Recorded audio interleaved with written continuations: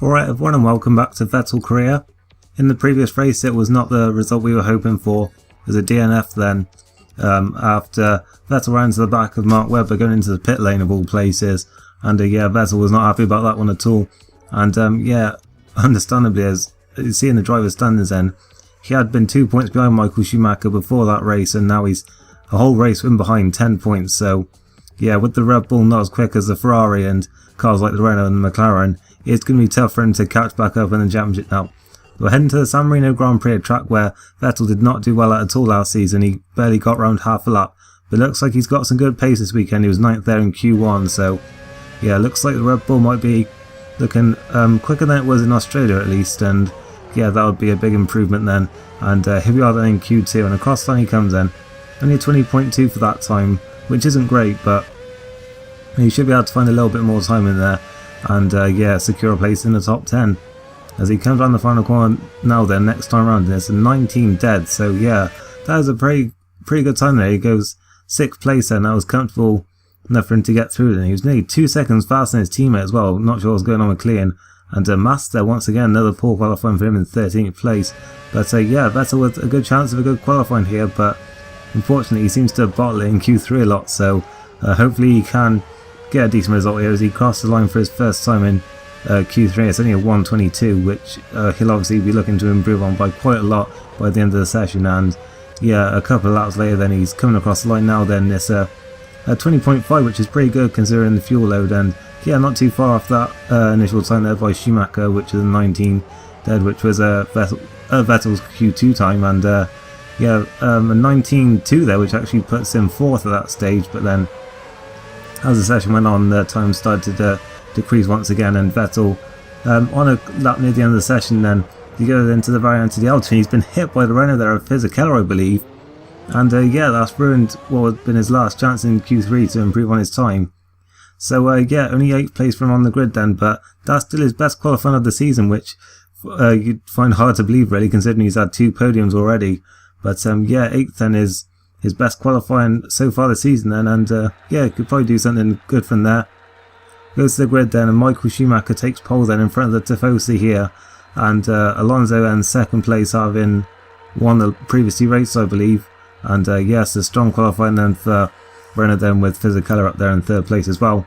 Raikkonen and Montoya, the two McLarens in 4th and 5th, with an all German 4th row there, and Villeneuve doing quite well for Sauber there in 9th place, ahead of Barrichello, who round out the top 10. Only 13th then, as we said before, for Massa, which isn't too great, and also Klein there, who was well off Vettel in the end then this weekend, it looks like. And yeah, down in the bottom 6, it's 6 usual cars: Liuzzi, Speed, Albers, Montero, Ide and Sato.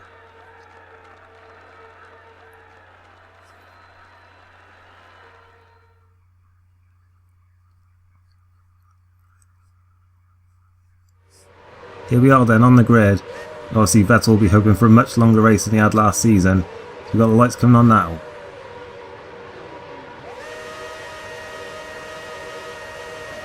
Away they go then at Imola. It looks like Vettel's got a decent start here then, and he's looking to go to the inside then, obviously still on the outside of this track. But on the run down to turn 1 he's having a look at Ralf Schumacher, but not quite close enough to cross him even. Of course he's going to be pretty cautious after what happened last season, and also with the drop points last race as well.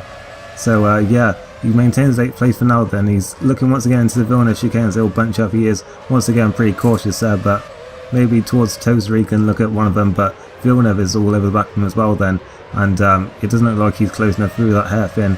And yeah, he maintains his 8th place for now then. So yeah, this is the moment of truth then, as they head up towards Piratella. This is where it all ended for Vettel last season, and yep, this is his longest ever San Marino Grand Prix, so hooray for that. And he's still in 8th place then, and he seems to be dropping back a little bit from Ralf Schumacher so far in his first lap, but he is at least still in the race and still in the points then. We skip on to the beginning of the 2nd lap then, and Ralf Schumacher actually catching up to Button, it looks like, at this stage, but Vettel tagging onto the back of the two of them here, and nice battle shaping up possibly for 6th place then, as through the Villeneuve chicane they come then, and Vettel looking to the outside of Ralf Schumacher then in Tozer, and it looks like he may be able to run the outside, and it looks like he has done that. He's up into 7th place then, so a good move from him there then. And yeah, replay that then, you see Ralf Schumacher very slow though on the inside line, and Vettel just like almost driving past him like he wasn't there really, and up in 7th place. So he skip a few laps now then to the end of lap 5, and catching up to the back of Jenson Button now then in the Honda. And across the line they go then. It's the fastest lap of the race then from Vettel, so he really does have the pace in the race then today. And yeah, I'll be looking to pass this Honda pretty quickly then and start making some more progress. And yeah, that's the one upside of his poor qualifying, so it does give him a chance to show his overtaking skills in the races. But yeah, you can see there Button with a very poor line compared to Vettel for the Villeneuve chicane, and Vettel easily through into 6th place then with that pass. And yeah, he seems to be a lot quicker than the other cars in that section of the track, sort of from the Villeneuve chicane through to Tosa. And yeah, see there, just a way better line than Button, to be honest. And yeah, drove clean past him before they even got to Tosa. And skipping on to the end of lap 7, I believe it is now then. And he's catching up to the back of Juan Montoya. And yeah, their rivalry will have intensified a little bit more after the last race then, with Vettel putting Montoya on the grass early on in the race. But yeah, across the line they come then and to stop the 8th lap, and he sets another fast lap for the race then. So Vettel really with a lot of pace in that Red Bull today, and I guess no, it is a shame that he did qualify so far down in the end really. Maybe there was more potential for more really, but no time to dwell on that now then, as he's looking at Montoya into Tosa. And once again we see another pass in that section. It looks like Vettel is just a lot faster than pretty much everyone in that section there, and he's up into 5th place now then. So yeah, as we skip on to the end of that lap then, there's oil on the track, but that's from a back marker, so nothing we have to worry about. But Raikkonen is in them pretty early, so that's a good chance now then for Vettel to not undercut him, leapfrog him in the pits. Get the terminology right there. As we skip to the end of the 10th lap, which is when he comes in. And yeah, he was out for I think 2 more laps than Raikkonen, so if his laps were quick enough then he may well have leapfrogged him in the pits here then. The only downside there was the Ferraris and the Renaults pitting at the same time. In fact, I think it was Fisichella who actually stayed out a lap longer, so it's going to be difficult for him to get close to them during this stint. But he may just be able to leapfrog Raikkonen here then, as he comes out the pits. And it's another good stop, and out of the pits he comes in, and it looks like he is still ahead then. We see Villeneuve go past there, and well, Villeneuve started behind Vettel on the grid, and he hasn't stopped yet, so you can see just how quick Vettel was compared to Villeneuve. Certainly in the first end of that race he's almost gained a whole pit stop over him.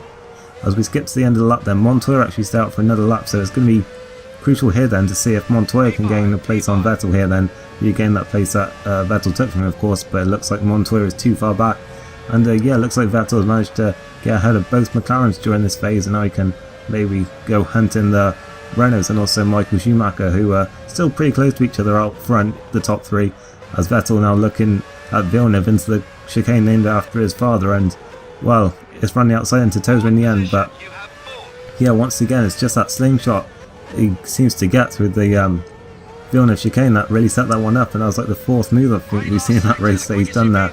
As at the end of that lap he sets another fast lap of the race then, and through again then, I think a couple of laps later, and the gap down to 2 seconds I think that is. Mine's a bit blurry, sorry, but yeah, another fastest lap there then. But by 3 laps to go he seemed to have dropped back quite a bit. The Renaults showing their pace once again. The gap was 4 seconds, but then in the second sector of that lap the gap was suddenly down to 2 seconds, and it's, as you can see up ahead there's a lot of traffic, and yeah, it's really hurt the Renaults there pretty badly. So who knows, maybe there could be a chance here for Vettel to catch up to at least Fisichella, and well, you can see he's pretty much well clear of the McLarens now, about 7 or 8 seconds ahead of them, as the Midland there does get out of the way eventually. And luckily no more silly incidents like in Australia to worry about there. And cross the line he's going to come then. 2 laps to go, and yet another fast lap of the race then. Red Bull has been mighty in the race so far. With 2 laps to go then, and coming to the Variante di Alta then, and Fisichella up ahead going to laps on, but he's slowing down quite a lot there then. Seems to be caught out by the Midland, and now Vettel's going to go alongside him there. He's going to go around the outside into Ravazza 1. Fisichella hangs on around the inside, but they bang wheels and Fisichella has to back out of it. Vettel around the outside in Ravazza 2, and he's up onto the podium then with barely a lap to go. And we see the replay then from Fisichella, and just seemed to slow down an unnecessary amount there. And Vettel pouncing on any opportunity he could, and that's a brave move running outside in Ravazza 1, and they did bang wheels, but yeah, Vettel getting a place and up into third place then, and that is where he stayed for the next lap. But yeah, it really does make that result in Australia all the more frustrating, because you can't help but wonder where would he be in the championship now had he not had that DNF. But it's Michael Schumacher who takes win, and Vettel not that far behind then takes the podium in Imola. So there are the final results then from today's San Marino Grand Prix. And it was Michael Schumacher who pleased the Tifosi then with that victory, with Alonso in second and Vettel in third, so two Ferrari powered cars on the podium then in Italy. With their Vettel, we very disappointed there to lose out on a podium so close to the end.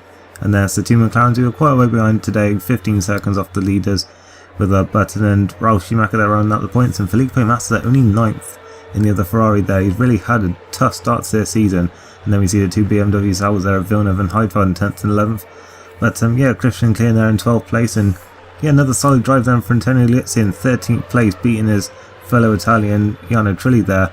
And yeah, we see the two Midlands there a lap down, as well as Ugide then.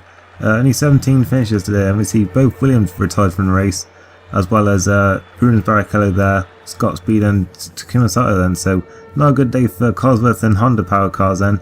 And let's see what today's results have, what impact they've made on the championship then. It's Michael Schumacher who takes the 10 points then, and yeah, extends his lead at the top of the standings then to 4 points over Alonso. Vettel then back up into 4th place, and he's 14 off Schumacher then. And yeah, a lot of change there in the midfield then. We see Montoya and Ralf Schumacher both gaining places today then. And yeah, Massa there still down only in the 11th place then for Ferrari, so it's not been a good start to the season for him. And yeah, looking further down, we see Alba's overtaking Speed there. Fascinating battle, that one. And Constructors then, Renault scoring the most points today then, despite not taking the win, and they extend their lead at the top of the championship as well. So looking like a repeat of last season then so far. So we see Red Bull there still in 5th place, quite close to the back of Honda. And there's Sauber, Toro Rosso, Midland and Super Aguri, who are yet to score points.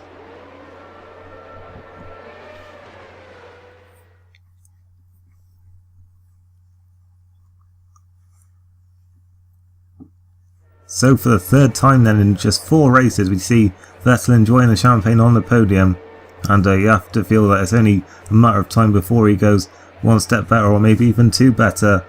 Of course, he still hasn't topped that podium that he got in Canada last season for Toro Rosso, but as we say, it seems like it's only a matter of time before the even better results are coming.